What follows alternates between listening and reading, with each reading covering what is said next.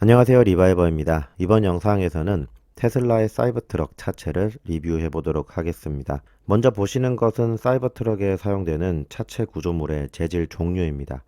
총 7가지가 사용이 됐는데 6000번대 알루미늄, 압출 알루미늄, 알루미늄 다이캐스팅, 일반강, 고장력강, 초고장력강, 그리고 스테인리스 스틸이 있습니다.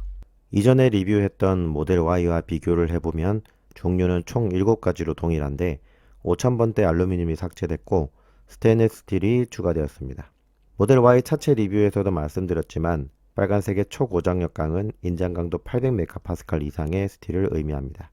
그리고 핫스탬핑 인장 강도 기준은 1470메가파스칼 이상입니다. 다만 사이버트럭은 차체를 보시면 바디 사이드 이너만 유일하게 좌우에 한 피스씩 빨간색으로 확인이 됩니다. 그리고 유튜브 멀로 라이브에서 공개된 사진을 보시면 핫스탬핑 특유의 어두운 색상을 확인하실 수가 있고 바디 사이드 이너 부품을 꺼낼 때 내열 장갑을 사용하는 게 확인이 됩니다. 결론적으로 사이버트럭의 빨간색은 핫스탬핑이다 라고 이해하시면 되겠습니다. 사이버트럭의 차체에서 이해가 안 되는 부분은 보닛이나 트렁크, 펜더, 도어 등에서 주황색의 스테인리스 스틸을 볼 수 있는데 도어 이너까지도 주황색이라는 겁니다.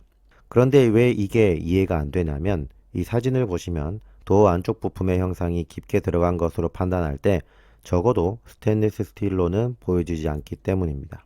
일반적으로 스테인리스 스틸은 도어 아우터처럼 절곡은 가능한데 프레스를 통해서 형상을 만드는 것이 어렵습니다. 마이크로소프트 AI인 코파일럿을 통해서 테슬라 사이버트럭의 도어 안쪽도 동일한 스테인리스 스틸인지 확인을 해봤지만 안쪽도 동일한 재질이라고 답변했습니다. 하지만 또 다른 유튜브를 통해서는 안쪽과 바깥쪽의 재질은 동일하지 않다고 설명하는 부분이 있습니다. 결론은 어찌되었던 건 간에 테슬라가 공개한 공식 자료인 만큼 도어 이너 패널의 재질은 스테인리스 스틸이다 라고 볼 수 있겠습니다.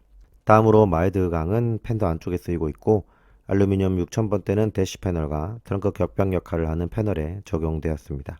사이드실은 압축 알루미늄이 적용이 돼서 배터리의 측면 충격을 보호하는 용도로 쓰여지고 있습니다. 그리고 마지막으로 이 영상의 핵심이 바로 알루미늄 다이 캐스팅입니다. 테슬라는 모델 Y를 시작으로 리어 바디의 기존 70개에서 80개 부품이 용접이 되던 것을 알루미늄 다이 캐스팅 공법 하나로 한 번에 제품을 찍어내기 시작했습니다.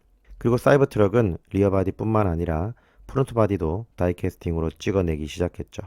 아직까지 모델 Y의 후방 충돌 테스트 결과나 IIHS의 사이버트럭 전방 충돌 테스트 결과는 발표되지 않았는데요. 볼보 XC90의 충돌 시 시험 해석 데이터를 보면 크럼플 존의 부품은 여러 부품들이 용접되고 충돌 과정에서 접합부가 밴딩되거나 변형되는 등의 과정을 통해서 충격을 감소시키는 형태라는 것을 알 수 있습니다.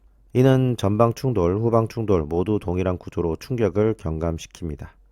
충돌 초반에는 넓은 알루미늄 범퍼를 통해서 충격을 분산시키고 이후 구간에서는 크럼플 존을 통해서 변형 과정을 거칩니다. 마지막으로 세이프티 존에서는 인장 강도 1400메가파스칼 이상의 핫스탬핑 강을 통해서 외부 충격이 캐빈룸까지 변형이 되지 않도록 하는 게 그동안의 일반적인 자동차 차체 설계의 기본이었습니다. 하지만 테슬라는 모델 Y의 리어 언더바디를 기가 프레스를 통해서 하나의 알루미늄 부품으로 설계 및 생산하기 시작했고 이를 통해 생산 비용을 20에서 30% 절감했습니다. 이후 사이버트럭에서는 리어뿐만 아니라 프론트 언더바디까지 기가프레스로 제작하여 동일하게 생산 비용을 최소화했습니다. 다만 여기서 제가 우려되는 부분은 일체형 리어바디는 알루미늄 다이캐스팅이기 때문에 변형이 되면서 충격을 경감시키는 구조가 아니라는 겁니다. 현대차의 차체 구조에서 표현하는 이 크럼플 존의 뜻도 구겨지는 구간이라는 뜻인데 알루미늄 다이캐스팅은 구겨지는 특성이 아니라 깨지는 특성을 가집니다. 결국 구겨지면서 감소하는 충격이 없는 만큼 실내 탑승자로 이 충격이 전달될 수도 있다는 거죠. 물론 저와 같은 비전문가의 의견은 해외 커뮤니티에서도 마찬가지입니다.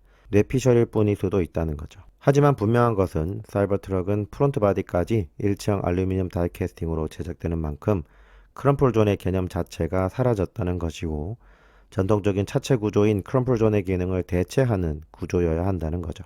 어쨌든 충돌 시험 결과가 없는 현재의 상황에서는 그 누구도 이 일체형 다이캐스팅 구조의 안전도를 평가할 수 있는 전문가는 없으며 제 의견 또한 그저 뇌피셜일 뿐입니다. 향후 IIHS의 시험 결과를 통해서 이 알루미늄 다이캐스팅 바디가 승객 안전도를 낮추지 않으면서도 생산 비용을 줄이는 공법인지에 대해서 판단을 해줄 것이라고 봅니다.